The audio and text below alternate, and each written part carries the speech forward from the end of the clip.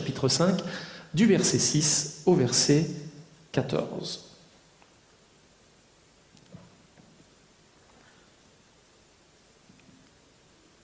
Vous pouvez le suivre sur le PowerPoint qui est sur le mur. Ce même jour, le Pharaon donna aux chefs de corvée et aux surveillants du peuple l'ordre suivant. Vous ne fournirez plus de paille aux gens de ce peuple pour confectionner des briques comme on l'a fait jusqu'ici. Ils iront eux-mêmes ramasser la paille nécessaire. Vous exigerez d'eux la même quantité de briques qu'auparavant, pas une de moins, car ce sont des feignants. Waouh! Et c'est pour cela qu'ils exigent de pouvoir aller offrir un sacrifice à leur Dieu. Écrasez-les de travaux, qu'ils aient de quoi s'occuper, et ils ne prêteront plus attention à des paroles mensongères. Les chefs de corvée et les surveillants sortirent et allèrent informer le peuple en disant « Le Pharaon a déclaré qu'il ne vous fournira plus de paille. Allez donc vous-même vous en procurer là où vous en trouverez. Et la production qui vous est imposée n'en sera pas réduite pour autant. » Le peuple se répandit dans tout le pays pour ramasser du chaume en guise de paille. Les chefs de corvée les harcelaient, finissaient la quantité exigée pour chaque jour, comme lorsque la paille vous était fournie. Et les chefs de corvée du Pharaon se mirent à frapper les surveillants des Israélites qu'ils avaient établis sur eux en leur demandant « Pourquoi n'avez-vous pas fourni ces jours-ci la même quantité de briques qu'auparavant ?» Amen.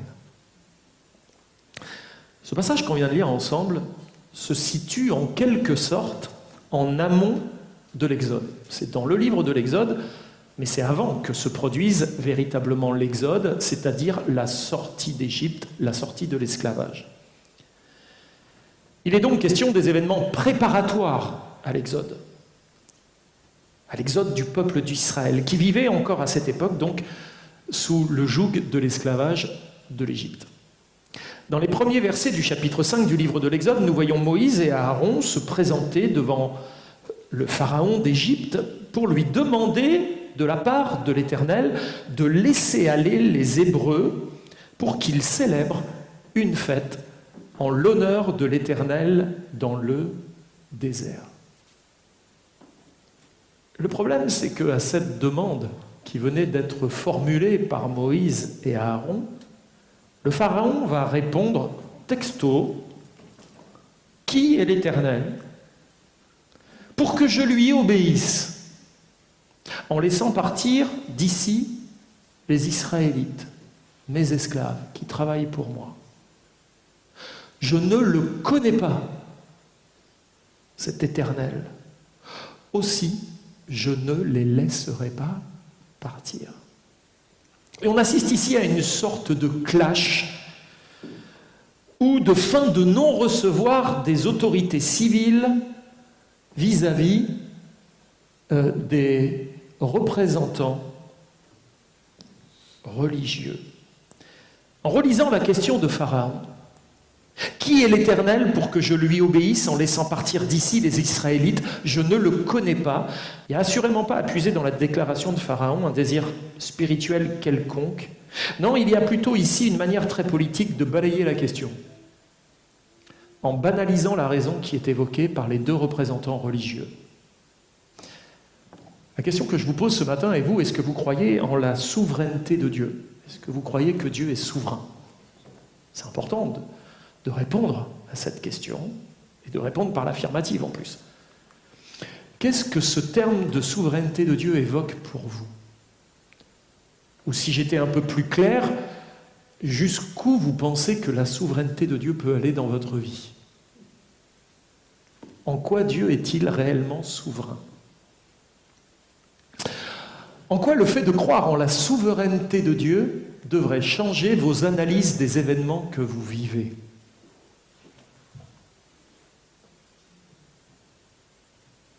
Ça va, ça réfléchit? Si Dieu est réellement souverain sur toute chose, s'il gouverne véritablement le monde, il y a parfois devant nous des petits pharaons. Non? Je pense que vous avez dû tous en rencontrer des petits pharaons qui prétendent eux aussi gouverner les choses. Vous dites que l'Éternel gouverne. Ben, moi aussi, pharaon, je gouverne. Et parfois, on peut croiser des petits pharaons qui aiment bien gouverner les choses. Et notre attitude de cœur dans de telles situations est particulièrement significative. Dans Exode 5.3, Moïse et Aaron répondirent à Pharaon, « Le Dieu des Hébreux nous est apparu. Permets-nous donc d'aller à 3 journées de marche dans le désert pour offrir des sacrifices à l'Éternel notre Dieu, pour qu'il ne nous frappe pas par une épidémie ou par la guerre. » On voit que là, le but de la demande est clairement indiqué.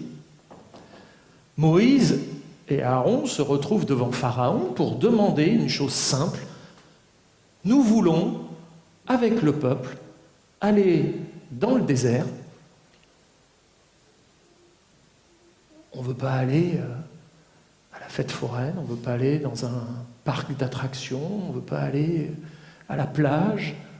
On veut aller dans le désert et on veut aller adorer notre Dieu.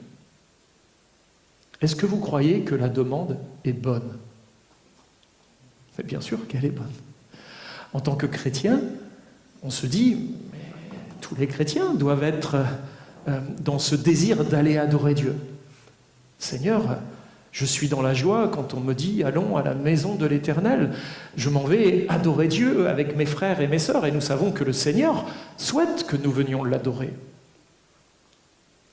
Et là, le peuple qui était esclave se sent appelé par Dieu, puisque Dieu est apparu à Moïse et à Aaron, en leur disant « Venez m'adorer dans le désert. Vous allez faire 3 jours de route, puis là, dans le désert, je vous y attendrai pour venir m'adorer. » Et donc la demande de Moïse et d'Aaron auprès de Pharaon, c'est « Permets que ce peuple puisse aller pendant 3 jours, partir, ne plus fabriquer de briques pendant 3 jours, cesser leurs activités pour aller adorer leur Dieu. » Il est question d'aller offrir des sacrifices à l'Éternel, d'aller louer Dieu, d'aller l'adorer. Et Pharaon va rétorquer aussitôt, dans Exode 5.4, « Moïse et Aaron, pourquoi détournez-vous le peuple de ses travaux?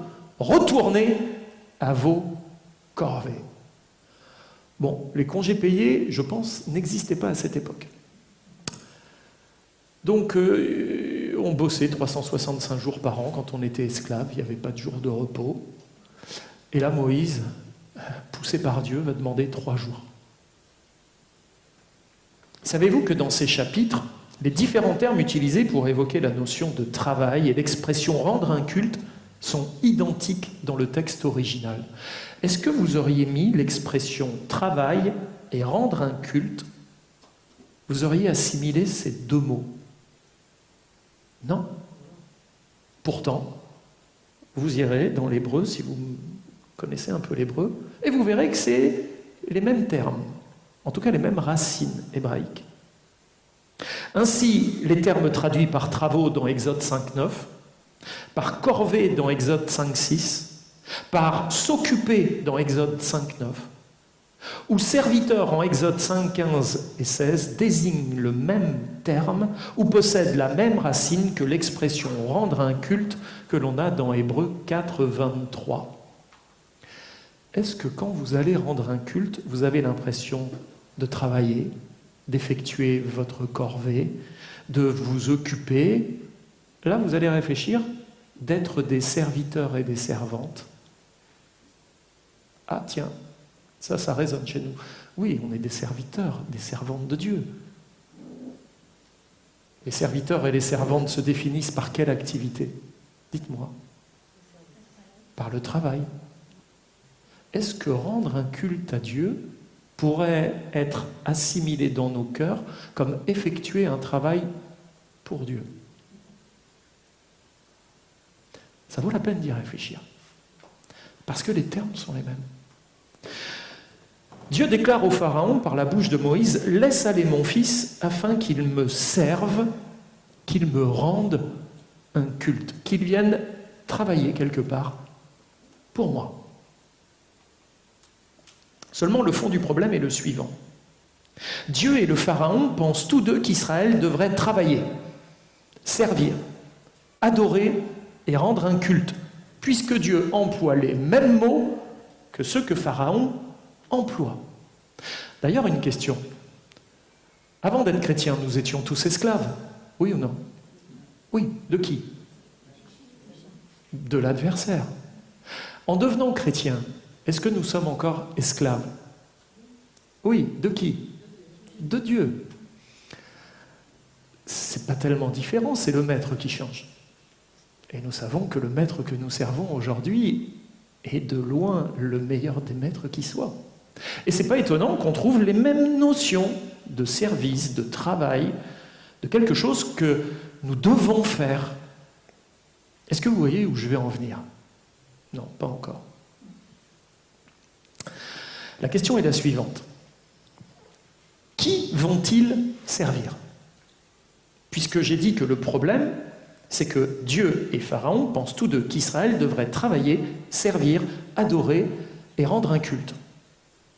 Qui vont-ils servir et à quoi ressemblera ce culte? Il y a dans cet échange ou dans ces négociations entre Moïse et Pharaon de quoi alimenter en réalité notre réflexion. Notre réflexion contemporaine. Parce que là, on est devant un vieux texte. Et on pourrait très bien se dire, oui, mais t'as vu, à l'époque, ils étaient esclaves, etc. Ça ne nous concerne plus vraiment. C'est une belle histoire. Je raconte ça d'ailleurs à mes enfants avant qu'ils dorment.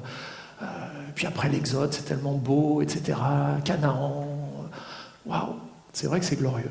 Il y a tellement de belles choses à lire. Mais en quoi ces passages peuvent venir nous rejoindre dans notre quotidien, à nous aujourd'hui, chrétiens au XXIe siècle? Il y a dans cet échange ou dans ces négociations entre Moïse et Pharaon de quoi alimenter notre réflexion contemporaine. En effet, ce texte n'est pas qu'un texte historique. Il doit nous conduire à réaliser encore certaines choses aujourd'hui. Premièrement, quel est notre état? Dans quel état nous sommes? Eux, s'ils se posaient la question, ils auraient dit, nous sommes esclaves. Esclaves d'un maître qui s'appelle Pharaon. Voilà notre état. Nous, on devrait se poser la question, est-ce que nous aussi, dans quel état nous sommes? Est-ce que je suis esclave?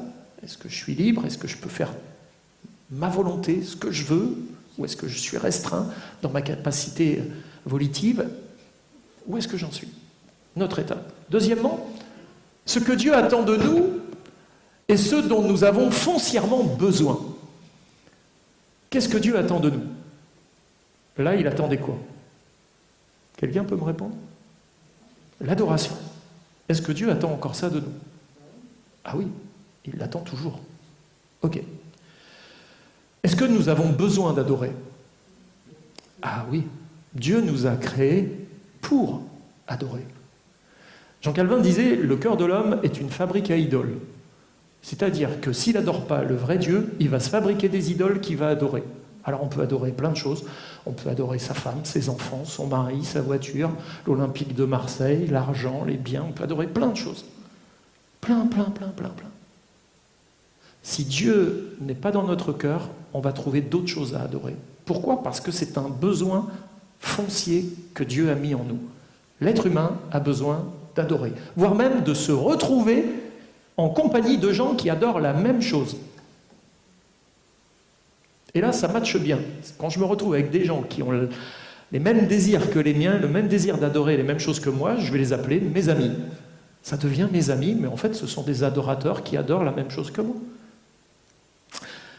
Qu'est-ce que Dieu attend de nous et ce dont nous avons foncièrement besoin? Troisièmement, qu'il y aura toujours des combats extérieurs et intérieurs à mener. Quand on veut venir adorer Dieu, lorsqu'on a cet appel à aller adorer Dieu, attendez-vous toujours à des combats. Des combats intérieurs et des combats extérieurs. Est-ce que vous croyez que les Hébreux, que Dieu appelle à venir adorer, que Dieu appelle à venir le servir, se retrouvent dans des combats? Ah ben bien sûr. Et quels combats? Quatrièmement, que l'adversaire ne lâchera pas son emprise aussi facilement. Donc ça veut dire que déjà, on devrait concevoir qu'on est peut-être tenu par quelque chose ou par quelqu'un. Et que ce quelqu'un ou ce quelque chose ne veut pas nous laisser partir. Dieu nous appelle à venir adorer, mais notre pharaon, notre petit pharaon, est en train de dire non, tu n'iras pas adorer. Parce que moi, je veux que tu me serves. Cinquièmement, que le programme de Dieu et celui de l'adversaire sont similaires sur certains points. Ben oui, puisqu'on l'a dit qu'ils veulent tous qu'on vienne les servir. Donc le programme a l'air d'être similaire. Pharaon dit « fabriquez mes briques » et Dieu dit « venez me servir dans le désert, apportez-moi des sacrifices ». Sixièmement, que la victoire nous est pleinement assurée si nous réalisons quelle est la finalité divine et la capacité de Dieu à nous y faire entrer. En tant que chrétien, on devrait comprendre que même si on a des combats, même si on a des pharaons dans notre vie, même s'ils réclament certaines choses, alors que Dieu est en train de réclamer aussi de son côté, à la finalité, Dieu aura la victoire. Poursuivons notre partage. Exode chapitre 5, versets 6 et 9. Ce même jour, Pharaon donna aux chefs de corvée et aux surveillants du peuple l'ordre suivant: vous ne fournirez plus de paille aux gens du peuple pour confectionner des briques, comme on l'a fait jusqu'ici, ils iront eux-mêmes ramasser la paille nécessaire. Vous exigerez de la même quantité de briques qu'auparavant, pas une de moins, car ce sont des feignants. C'est pour ça qu'ils exigent de pouvoir aller offrir un sacrifice à leur Dieu, écrasez-les de travaux, qu'ils aient de quoi s'occuper, et ils ne prêteront plus attention à ces paroles mensongères. Réfléchissons un peu à la scène qui est décrite dans les différentes interactions.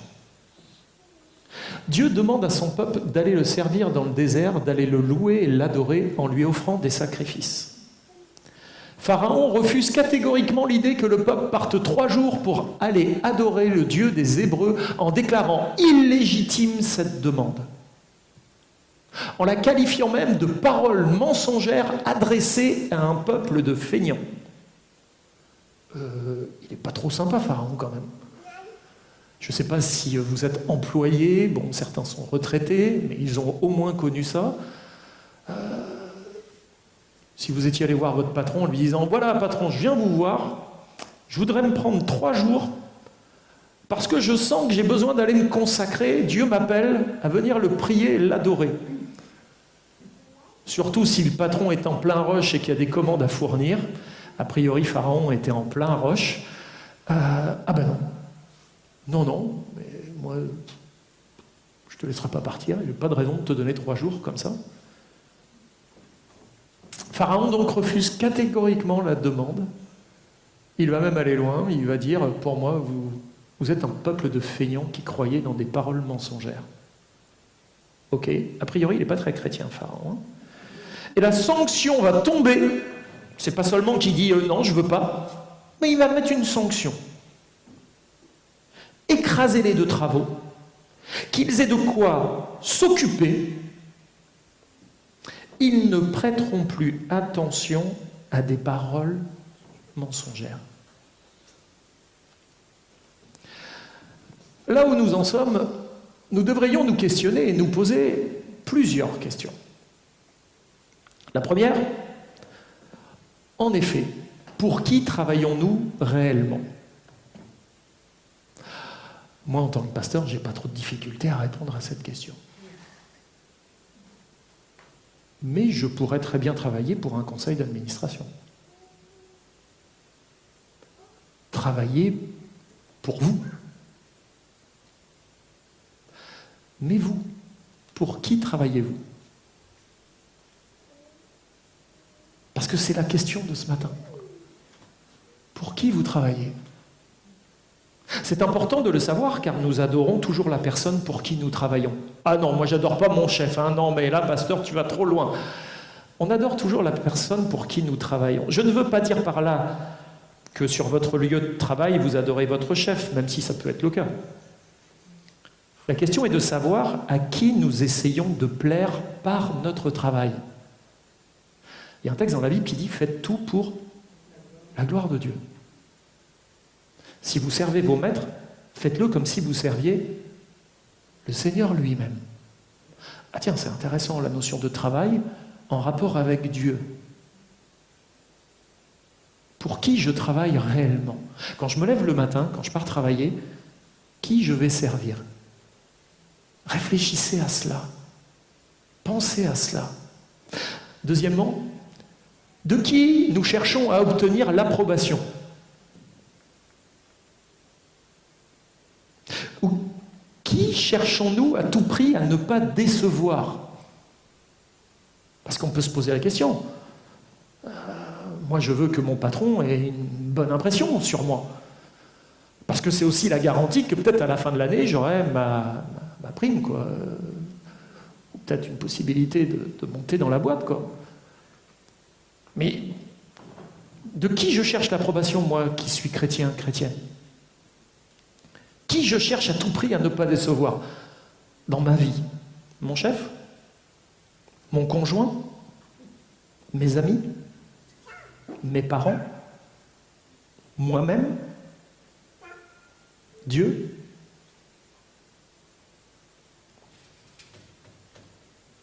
À votre avis,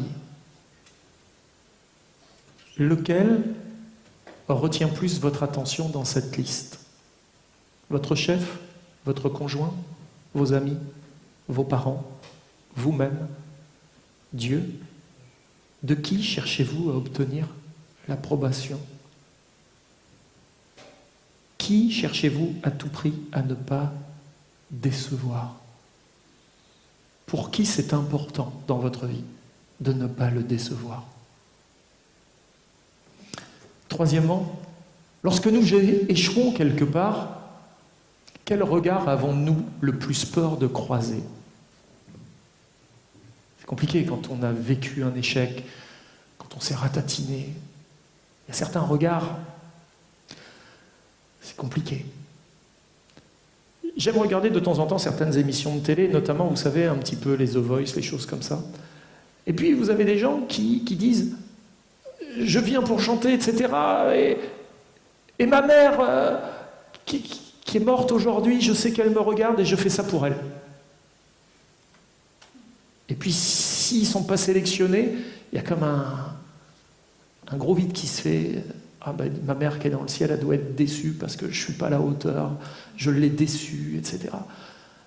Et on voit qu'il y a des gens qui vivent encore au contact de personnes décédées, qui pourtant n'ont plus d'interaction avec eux, et ils font des choses pour essayer de leur plaire, alors qu'ils ne sont plus là. Nous avons un Dieu qui a dit « Je serai tous les jours avec vous, jusqu'à la fin ». On devrait chercher à lui plaire à lui, vous ne trouvez pas? À ne pas le décevoir lui. On cherche beaucoup l'approbation des autres. Et quelque part, quand on ne réussit pas, c'est compliqué de croiser les regards de ceux pour lesquels on avait besoin d'avoir un regard favorable. Devant qui sommes-nous tentés de mentir? Là, c'est grave. Ou d'exagérer afin d'impressionner les autres. De se créer un petit univers. Quelle est la personne dont la réprimande nous anéantirait, littéralement? Quelle est la personne dans votre vie que si elle vous réprimandait, ça vous anéantirait totalement? Nous savons tous en tant que chrétiens ce que Dieu attend de chacun de nous, en tout cas on devrait le savoir. Dans Jean 4, 23, il est écrit « Mais l'heure vient, et elle est déjà là où les vrais adorateurs adoreront le Père par l'Esprit et en vérité. Car le Père recherche des hommes et des femmes qui l'adorent ainsi. » Qu'est-ce que Dieu veut de nous? Qu'on l'adore. Pas parce que Dieu aime être adoré et qu'il a un ego surdimensionné qui se dit « Ah, je veux que des gens viennent m'adorer. » Dieu, au sein de la Trinité, Père, Fils, Esprit, s'autosuffit. Il n'a pas besoin de nous. Par contre, il nous a créés avec le besoin d'adorer, et il sait très bien que si nous ne venons pas l'adorer, on va adorer autre chose, et que ça va être terrible pour nous, parce que les faux dieux, c'est ce qui va venir blesser, torturer notre vie. Donc, Dieu nous attire à lui, il veut des adorateurs, pas pour satisfaire son ego, mais parce qu'il nous a créés avec un besoin d'adoration, et qu'il sait très bien que c'est en allant l'adorer lui, qu'on va le plus s'épanouir, qu'on va être heureux, heureuse. Aussi fort de la connaissance de cette recherche divine et du besoin de la créature de pouvoir adorer, nous sommes spirituellement enclins à adorer, à nous retrouver au milieu d'autres adorateurs, adoratrices, pour célébrer la gloire et le nom de notre Dieu. Seulement, nous devons nous attendre à ce que Pharaon ne nous lâche pas si facilement. Vous savez par expérience quelles sont toutes les choses, circonstances, charges, responsabilités ou occupations qui ont été mises sur vous dès l'instant où vous réalisez l'appel de Dieu à l'adoration qui commence toujours par la cessation de nos activités courantes. On ne peut pas adorer Dieu si on ne cesse pas ses activités courantes. Dieu aurait très bien pu dire, pendant que vous êtes en train de fabriquer des briques, pensez à moi, adorez-moi, en faisant votre taf. Non, Dieu dit, vous allez tout arrêter. Vous allez venir 3 jours dans le désert, vous cessez vos activités, vous venez pour me servir. On ne peut pas servir 2 maîtres. On ne peut pas servir Pharaon et servir Dieu en même temps. Il faut cesser l'activité, faire un stop, mettre un break dans son agenda et se dire, là, c'est le temps de l'adoration. Dieu m'appelle à venir le servir. Et quand vous allez commencer à mettre un break dans votre agenda pour aller servir Dieu, et que vous n'allez pas mettre juste des cases vides, mais vous allez mettre « servir Dieu », « aller adorer Dieu », croyez-moi, Pharaon va se manifester. Il va venir vers vous. Comment ça, là? Ah non, non, pas du tout. Vous savez, par expérience, toutes les circonstances, toutes les charges, toutes les responsabilités et toutes les occupations qui ont été mises sur vous dès l'instant où vous allez réaliser, où vous avez réalisé que Dieu vous appelle à l'adoration et à la cessation des activités courantes. J'ai vu tellement la puissance de détournement des pharaons modernes agir sur nos contemporains chrétiens, les faisant entrer dans les soucis du siècle présent, au point de devoir délaisser de plus en plus le lieu d'adoration communautaire qu'est l'Église. Pendant un temps, Pharaon, il avait compris qu'il fallait persécuter les chrétiens. Donc il a persécuté les chrétiens. Mais persécuter les chrétiens, au contraire, ils étaient de plus en plus attachés à Dieu. Donc les pharaons modernes, ils ont compris qu'il ne faut pas persécuter les chrétiens, il faut leur donner plein de choses. Plus on va leur donner de choses à faire, et moins ils vont s'occuper de Dieu, moins ils vont penser à Dieu, et plus ils vont être affairés dans tout un tas de choses. Donc le pharaon moderne, il a tendance à nous bénir à sa manière. Parce que tôt ou tard, il réclamera tout ce qu'il nous a donné. Ce ne sont que des prêts. Tôt ou tard, il faudra lui donner la contrepartie. Et donc j'ai vu des promotions professionnelles être proposées, augmentant logiquement le potentiel financier des familles, mais cela ne fut pas sans l'abandon des réunions de semaine et parfois même du culte dominical, pour satisfaire aux exigences des nouvelles fonctions. Et pouvoir aussi continuer d'alimenter le niveau de vie qui s'est élevé avec les nouvelles ressources financières que le foyer a.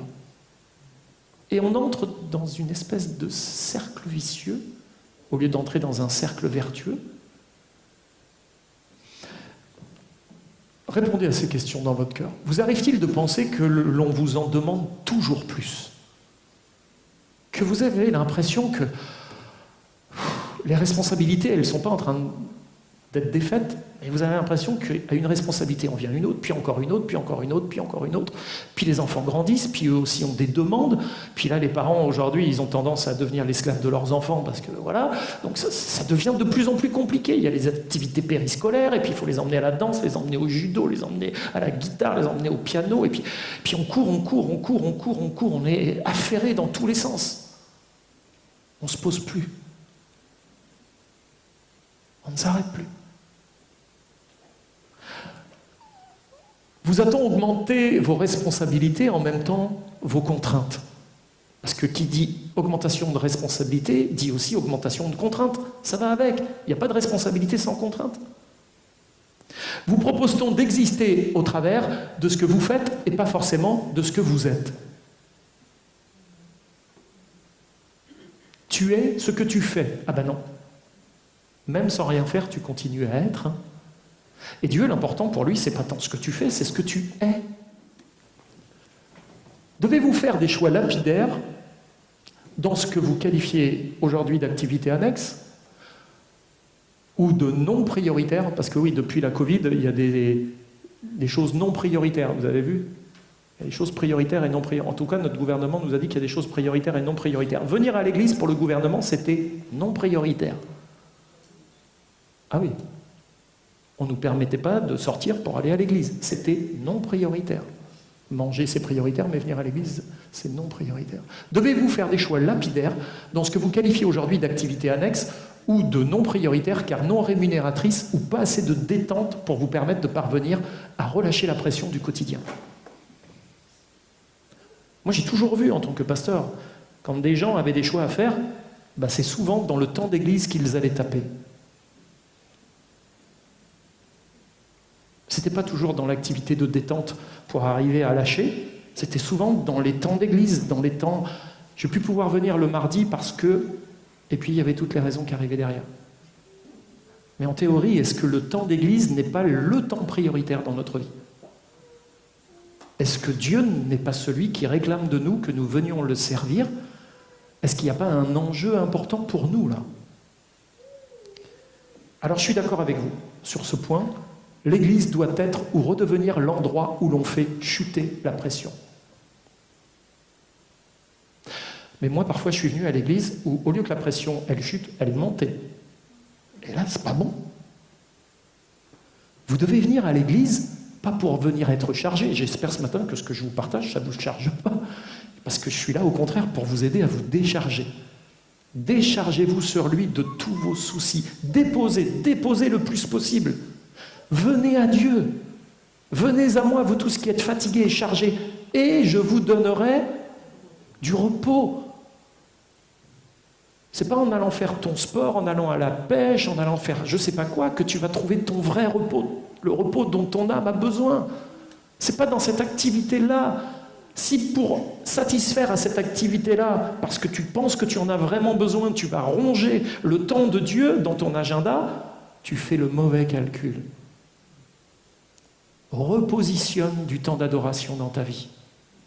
Et j'oserais dire tous les jours. Retrouve le chemin de l'adoration. Redonne à Dieu les bonnes priorités dans ta vie. Ton âme en a besoin. Mais il faut que l'Église redevienne un endroit où l'on fait chuter la pression.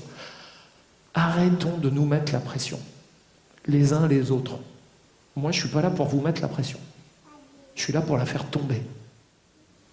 L'Église doit redevenir un lieu où l'on fait chuter la pression du monde environnant, un lieu de réconfort, un lieu de ressourcement, un lieu d'entraide, de soutien, un lieu de compréhension et du partage serein.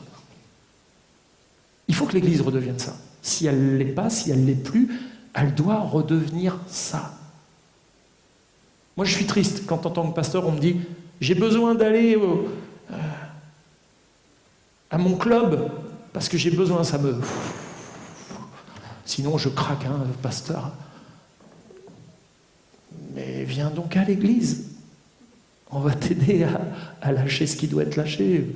Viens passer un entretien, on a mis des beaux fauteuils là-haut, on est en train de mettre des coins pour qu'on puisse se retrouver, pour prier ensemble, des coins de discussion, de partage. C'est important pour moi de pouvoir vous accompagner à lâcher du lest, lâcher de la pression. Et l'Église doit travailler à cela. Donc vous avez compris, il n'y a aucunement de jugement de ma part dans mon sermon, mais juste une sainte exhortation à redoubler de vigilance et à ne pas laisser une certaine forme de naïveté et d'appétit matérialiste venir vous ravir le prix de votre course en sachant qu'on n'a jamais été si proche de la ligne d'arrivée qu'aujourd'hui. Alors, devons-nous être étonnés de la manière dont le monde agit, sincèrement? Si les anciens pharaons persécutaient nos frères et nos sœurs en la foi et les asservissaient en agissant avec la coercition et la répression, les pharaons modernes ont trouvé, pour que nous servions leur projet, d'autres moyens de nous maintenir l'esprit occupé loin des priorités de Dieu. Et croyez-moi, ces moyens sont tout aussi puissants. Pour autant, n'imaginez pas que leur arsenal de persécution a été déclassé et mis au rebut. Il est prêt à reprendre du service dès la moindre résistance de votre part. On a vu qu'il suffit de mettre un gilet jaune et se mettre dans un recoin pour voir que l'arsenal de coercition n'est pas très loin. Commencez à dire « je veux aller adorer mon Dieu et mettre la priorité à mon Dieu » et attendez-vous à ce que les pharaons commencent à sortir les dents.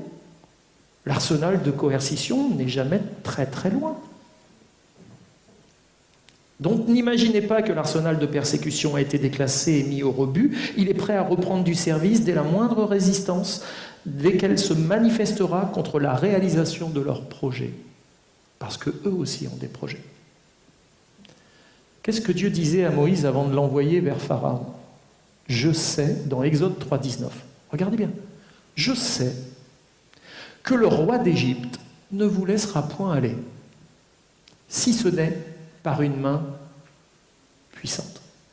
C'est-à-dire que Dieu, avant d'envoyer Pharaon, avait parlé à Moïse et lui avait dit « Je sais qu'il ne vous lâchera pas ». On pourrait se dire, mais pourquoi Dieu n'est pas tout de suite passé à la manière forte? Pourquoi il a envoyé Moïse? Je sais que le roi d'Égypte ne vous laissera point aller. En réalité, la prise de conscience du peuple n'était pas véritablement suffisante pour sa libération. Il savait ce que Dieu voulait. Dieu avait parlé, il avait parlé à Moïse. Le peuple savait que Dieu voulait qu'ils aillent adorer dans le désert. Mais la prise de conscience, ce matin, tu peux t'arrêter à une prise de conscience et te dire, wow, le pasteur nous a parlé ce matin, bon, il va falloir qu'on laisse décanter, digérer un peu le truc. Quand le Seigneur me mettait à cœur de prêcher ça, je disais, pouf, c'est lourd quand même. Pour le deuxième culte, c'est lourd.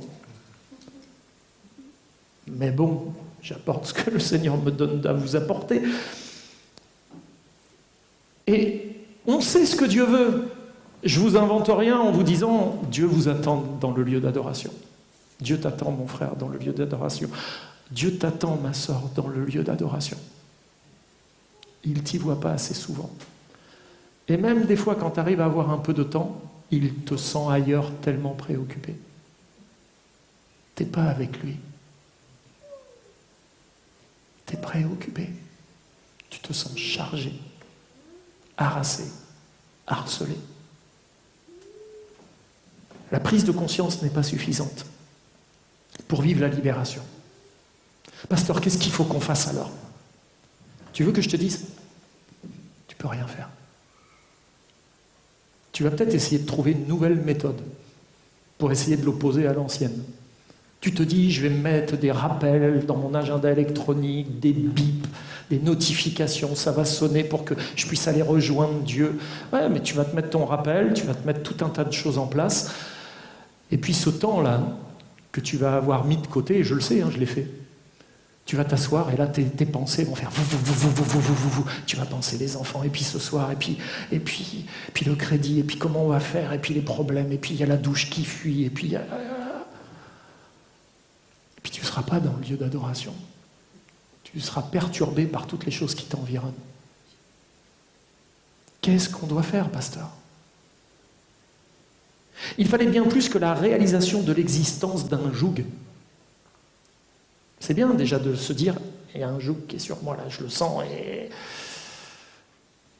Alors, la prise de conscience, elle est bonne, mais il fallait bien plus que de réaliser qu'il y avait un joug qui était sur leurs épaules, et la volonté parfois juste très humaine de s'en extraire. Je termine. Seulement devant la résistance de Pharaon et avant que Dieu n'intervienne, nous voyons le peuple réagir à travers leurs représentants. C'est-à-dire que Moïse est venu, libère le peuple, Pharaon il dit non, allez, vous allez faire un peu plus, vous allez travailler un peu plus, ça vous évitera de continuer à penser, moi je vais vous occuper l'esprit. Effectivement, alors que Pharaon augmente les contraintes du peuple, en maintenant la même production de briques sans fournir la paille nécessaire pour leur confection, nous voyons que les représentants des enfants d'Israël viennent vers Moïse et Aaron, et regardez ce que disent les représentants d'Israël. Que l'Éternel vous regarde et qu'il juge. Il parle à Aaron et à Moïse. Vous nous avez rendus odieux à Pharaon et à ses serviteurs. Vous avez mis une épée dans leurs mains pour nous faire périr. Ils sont en train de faire des reproches à Moïse et à Aaron en leur disant « C'est bien beau votre histoire là, Mais maintenant, nous, on est dans la misère, quoi. Maintenant, nous, on est dans le combat, on est dans l'adversité. Déjà, c'était compliqué de faire les briques avec la paille, mais maintenant, on n'a plus de paille, il faut qu'on aille en chercher. Donc, ça a augmenté notre charge. Et même Moïse, pourtant Dieu lui avait parlé. Dieu lui avait dit, il ne vous lâchera pas comme ça, Pharaon. Moïse, regardez ce qu'il fait. Moïse retourna vers l'Éternel et dit, Seigneur, pourquoi as-tu fait du mal à ce peuple? Pourquoi m'as-tu envoyé? Depuis que je suis allé vers Pharaon pour parler en ton nom, il fait du mal à ce peuple et tu n'as point délivré ton peuple. Même Moïse, il est dans la consternation. Il ne sait plus où il en est, le pauvre. C'est le prophète de Dieu, il est... Il ne comprend pas. Lui, il pensait qu'il suffisait de dire à Pharaon et puis hop, l'affaire, elle était faite. Mais non, Dieu lui avait dit, il ne les lâchera pas. Il va falloir que j'intervienne. Et moi, je te dis, et je prie pour ça, pour que Dieu intervienne. Moïse et Aaron se retrouvaient maintenant accusés d'être la cause des souffrances augmentées du peuple hébreu. Il faut toujours qu'on trouve un coupable, de toute façon. Et les responsables, c'est toujours les coupables, c'est évident. Qu'est-ce que le peuple comprenait à cette situation qu'il vivait, sincèrement? Il ne comprenait pas grand-chose. Il ne jugeait que les choses à l'aune de leur ressenti. Ce qu'il voulait, c'était de ne plus souffrir. C'était pas de ne plus souffrir, mais juste de moins souffrir. Il y a des moments dans notre vie, on n'est pas en train de dire « Seigneur, ce que je veux, c'est ne plus souffrir ». Généralement, quand on dit ça, moi, quand il y a des gens qui m'ont dit « Pasteur, ce que je veux, c'est ne plus souffrir », vous savez à quoi ils pensaient? À mourir. Pasteur, ce que je veux, c'est plus souffrir. Non, ce qu'on veut, c'est moins souffrir. Allège un peu ma souffrance. Et là, le peuple, ce qu'il voulait, c'était pas ne plus souffrir. Il consentait à rester esclave. Ce qu'il voulait, c'était moins souffrir. Parfois, la souffrance nous est tellement commune que nous l'apprivoisons d'une certaine manière, mais elle devient vite intolérable si elle augmente, ne serait-ce qu'un peu. Comment réagissons-nous quand les plans de Dieu ne correspondent pas aux nôtres? Comme les surveillants des Israélites lorsqu'ils vont voir Moïse et Aaron. Vous savez, dans notre vie, on est tellement câblés pour ça. Les plaintes sont des choses tellement contagieuses. Ils se plaignent. Regarde ce que vous avez fait. Regardez ce que vous avez fait. Nous, maintenant, c'est nous qui en prenons plein la tête à cause de vous. Vous avez fait une démarche auprès de Pharaon. Vous n'auriez rien dû faire. Maintenant, c'est nous qui sommes dans la misère à cause de vous. Déjà, c'était dur. Maintenant, c'est encore plus dur. Ils vont se plaindre. Mais les plaintes, c'est contagieux. Moïse aussi va aller se plaindre à Dieu. Quand on commence à se plaindre, ça va passer d'une tête à l'autre et à la fin, tout le monde va se plaindre. Pourquoi m'as-tu envoyé? Depuis que je suis allé vers Pharaon pour parler en ton nom, eh bien, il a fait encore plus de mal à ce peuple. Pourquoi tu n'as pas délivré le peuple? Vous est-il déjà arrivé de vous dire que, voulant faire la volonté de Dieu, les choses sont allées de mal en pire? Moi, je croyais qu'en faisant la volonté de Dieu, tout allait s'aplanir, quoi. Ah ben non! Dès l'instant que j'ai dit, mais moi, c'est bon, là, c'est décidé... Je veux faire la volonté de Dieu, je vais faire du tri dans ma vie, dans mon agenda, dans mes priorités. Mon Dieu, c'est la catastrophe quand tu fais ça. Les pharaons, ils sortent de partout, ils t'en mettent encore plus. Même la voiture, elle ne veut plus démarrer, la box internet, elle ne veut pas marcher, il n'y a rien qui marche. Pression, pression, pression, pression. Il essaye de tout faire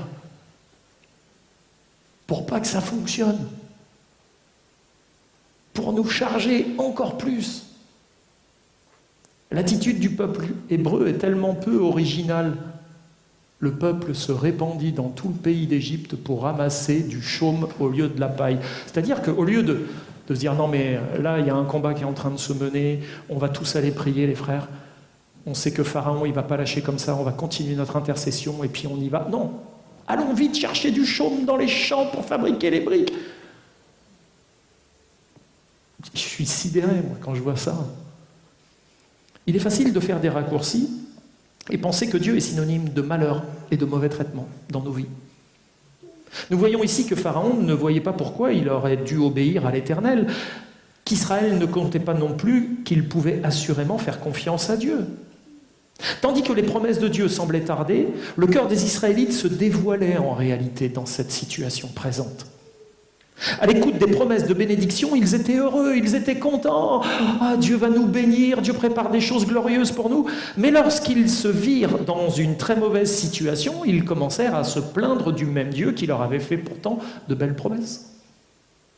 Et le délai d'attente entre les promesses de Dieu et leurs accomplissements met souvent notre confiance à l'épreuve. Et c'est dans ces périodes que nos plaintes prouvent que nous ne connaissons pas suffisamment l'Éternel. Elles témoignent d'une carence dans nos vies. Je ne sais pas si mon sermon de ce matin va mettre en lumière les sentiments des cœurs et révéler que nous aimons peut-être davantage les bénédictions de Christ que Christ lui-même. Nous lui faisons confiance lorsqu'il nous donne ce que nous désirons. Mais notre confiance peut très vite s'étioler dès que la situation semble tourner en notre défaveur.